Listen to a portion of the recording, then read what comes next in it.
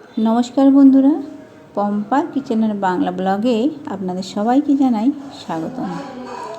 আজকে আমি একটা সকাল থেকে ব্লগ নিয়ে চলে এসেছি। দেখতেই পাচ্ছেন, মানে বাড়িতে না থাকলে পরে বাড়ি ঘর দুয়ারের যে কী অবস্থা হয় সেটা না থাকলে পরেই বোঝা যায়। আর এমনিতেই ঘরে একদিন না থাকা মানে পরিষ্কার করলে পরেই ঘর দুয়ারের অবস্থা খারাপ হয়ে যায়। আর সেখানে তো আমি ছিলাম না, প্রায় 10 দিন মতো বাড়িতে না থাকার কারণে এসে দেখছি বিছানাপত্র থেকে শুরু করে সমস্ত জায়গায় ধুলোতে ভর্তি হয়ে গেছে। তো যাই হোক, সেগুলো তো এখন ক্লিন করতে হবে, কারণ ওইগুলোর উপরে তো আর শোয়া যাবে না। তো সেই জন্য আমি এখন বেড কভারটা তুলে নিলাম। আর বেড কভারের নিচে আমি সবসময় একটা পুরনো বেড কভার পেতে রাখি, কারণ কি মানে আমাদের বেডে উঠতে গেলেই একটা ডাস্ট ধুলো থাকে। তো ডাস্ট ধুলোটা দ্বিতীয় যে বেড কভারটা থাকলে পরে ওই ডাস্টগুলো আর নিচের মধ্যে বিছানার মধ্যে যায় না।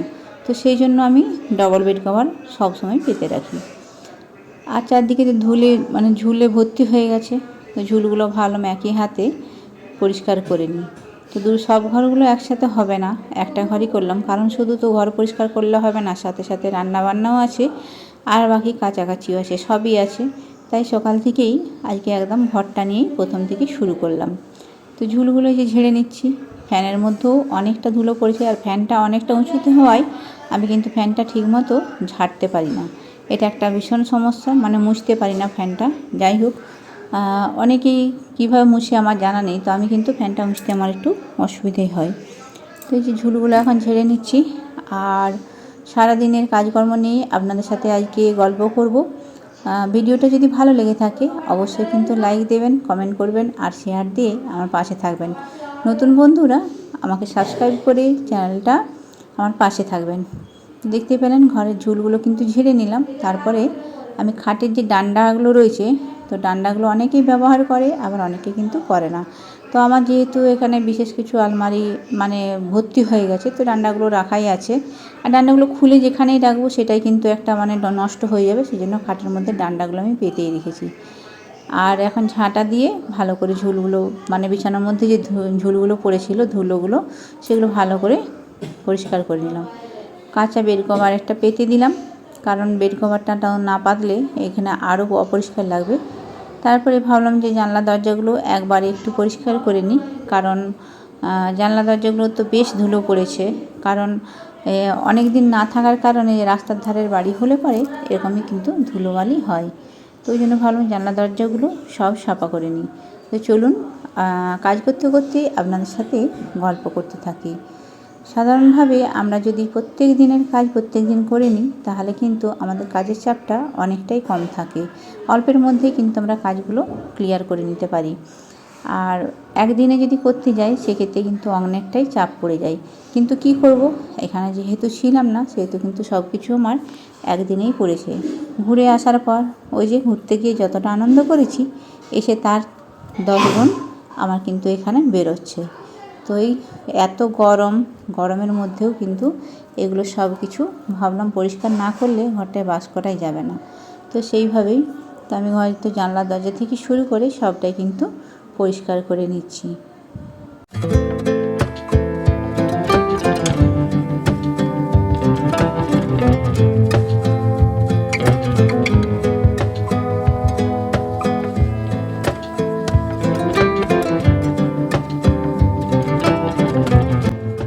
আর খাটটা মানে পালঙ্কতে যেহেতু কাজ করা আছে, এখানে কিন্তু যদি আমরা মানে প্রায় দিন না মুছে দিই, সেহেতু কী হয়, এই যে পালঙ্কের মাঝে মাঝে যে ডিজাইনগুলো আছে, ডিজাইনের মধ্যে ধুলোগুলো বসে গেলে পরে সেগুলো কিন্তু আর উঠতে চায় না। তার জন্য প্রায় মোটামুটি সপ্তাহে একবার আমি খাটটা কিন্তু একটু ক্লিন করে নিই। এই যে জামা কাপড়গুলো কেচে রাখা হয়েছিল আগের দিন, তো সেগুলো ভালো একটু গুছিয়েই নিই। জামা কাপড় অনেকগুলোই জমা হয়ে থাকে। তো প্রত্যেক দিনের কাজ আমরা যদি প্রত্যেক দিন ঠিকমতো করি নিই, তাহলে কিন্তু কোনো অসুবিধা হয় না। কিন্তু একদিন জমিয়ে দিলেই তাহলে কিন্তু আমাদের অনেকটাই একসাথে চাপ পড়ে। জামা কাপড়গুলো গুছিয়ে নিচ্ছি এখন বন্ধুরা। আর গুছিয়ে নেওয়ার পরে ঘরটা প্রায় পরিষ্কারই হয়ে গেছে। তো এবার ভাবলাম ঝাঁটিয়ে দিই। আর দেখতেই পাচ্ছেন কত ধুলো, মানে বিছানার থেকে ঘরের থেকে চারদিক থেকে ধুলোগুলো বেরিয়েছে। কত মিহি ডাস্ট ধুলো, মানে ডবল বেড পেতে রাখার ফলেও কিন্তু অনেক ধুলো বেরিয়েছে। আর দেখতেই পাচ্ছেন কত ধুলো বেরিয়েছে ঘরের মধ্যে থেকে, জানলা দরজা থেকে শুরু করে আলমারি খাট সব কিছু থেকেই এই ধুলোগুলো বেরিয়েছে। তো আমি এখন এটা পরিষ্কার করে নিই, তারপরে এটাকে এখানটাকে একদম মুছে নেব। এদিকে রান্নাও বাকি আছে, তার সাথে স্নান বাকি আছে, সবই কিন্তু আমাদের একটার পর একটা করতে হবে। তো দেখুন আমার ঘর কিন্তু এখন পরিষ্কার একদম। কেমন লাগছে অবশ্যই বলবেন। আর আমাদের সাধারণ মধ্যবিত্ত পরিবার, সত্যি কথা বলতে বিশালভাবে যে সাজানো গুছানো সেটা কিন্তু নেই। যে সমস্ত জিনিসগুলো আছে সেইগুলো দিয়ে টুকটাকভাবে সাজিয়ে রাখা আর কি। যাই হোক, যে যেমন সেইভাবেই আমরা থাকি, কিছু করার নেই। অনেকটা কষ্টের মধ্যেই সবারই সংসার চলে, আবার অনেকের ভালোভাবে চলে, সেটাও কোনো ব্যাপার নয়। যার যেমন সেইভাবেই চালানোর চেষ্টা করে। আর এই যে এখন মুছে নিয়েছি, মুছে নেওয়ার পরে কিন্তু অনেকটাই পরিষ্কার হয়ে গেছে। আর এখন ঘরটা কিন্তু মুছতে হবে। তার আগে চলে এলাম আবার রান্নাঘরে। তো রান্না যদি দেরি হয় তাহলে কিন্তু আবার সমস্যা। তো সেই জন্য ভাবলাম রান্নাটা কিন্তু কিছুটা এগিয়ে নিই। তাইকে রান্না হবে পটল আলু মাছ দিয়ে একটা ঝোল বানাবো, বিশেষ কিছু রান্না করব না। আর করব শাক ভাজা। মাছগুলো আমি এখানে ভেজে রেখেছিলাম, আর এখানে পটল আলুটা কিন্তু মশলা দিয়ে কষতে শুরু করেছিলাম। যাই হোক, অল্প অল্প করেই আপনাদের সাথে শেয়ার করছি, কারণ অনেক বড় ভিডিওটা হয়ে গেলে প্রত্যেকেরই দেখতে অসুবিধা হয়। এদিকে শাকটাও বসিয়ে দিচ্ছি জলে, মানে কড়াতে বসালাম না। এখানে এটা আমার যে সসপ্যান আছে চা করার, ওর মধ্যে জল আর নুন দিয়ে এখানে এটা বসিয়ে দিচ্ছি। এটা হচ্ছে পাট শাক। পাট শাকটা কিন্তু আমার খেতে খুবই ভালো লাগে। তোমরা কে কে খাও অবশ্যই কিন্তু কমেন্টে জানিও, পাট শাক কে কে খেতে ভালোবাসো। এদিকে মাছের ঝোলটা কিন্তু কষে জল ঢেলে দিলাম, ঢাকা দিয়ে দিলাম। তারপরে মাছের ঝোলটা হয়ে গেলে পরে এদিকে শাকটাও ফুটা শুরু হয়ে যাচ্ছে। শাকটা বসিয়ে দিয়েছি গ্যাস জেলে। যাই হোক, আর এখানে কাঁকরোলগুলো ভাজবো। ঘি করলা, অনেকেই আমরা বলে থাকি ঘি করলা, আর অনেকেই বলি কাঁকরোল। তো এগুলো কেটে রেখেছিলাম, সাথে সাথে ওগুলো কেটে নিলাম, এই নুন হলুদ মাখিয়ে নিলাম। আর এই যে চাদর বিছানা যেগুলো বের করলাম, সেগুলো কাছাকাছিও করে নিলাম। কাছাকাছি করে এগুলোকে একবারে মিলে দিচ্ছি। কারণ কি, যদি এগুলো জড়ো করে রাখি, যতটা রোদ আছে সুন্দরভাবে একটা শুকিয়ে গেলে কিন্তু অনেকটাই ভালো লাগে। জামা কাপড় পরিষ্কারভাবে শুকনো হয়ে গেলে পরে বেশ ভালো লাগে। তো স্নান করে আমার একদম জামা কাপড় কাছাকাছি করে মিলে দিছি। আর এদিকে রান্নাটাও কিন্তু প্রায় মাছের ঝোলটা হয়ে এসছে। আর তোমরা দেখো মাছের ঝোলটা কিন্তু অনেকটা পরিমাণে ঝোল রাখিনি, যেহেতু পাট শাকটা রান্না করছি সেহেতু কিন্তু অল্প পরিমাণে মাছের ঝোলটা করেছিলাম। তো পাট শাকটা আমার সেদ্ধ হয়ে গেছে। আর এখানে এখন পাট শাকটা ছকে নেব, একটু রসুন আর লঙ্কা দিয়ে পাট শাক আমি ছকে দিই। আর সবসময় শাকের মধ্যে আমি কিন্তু একটু চিনি প্রয়োগ করি।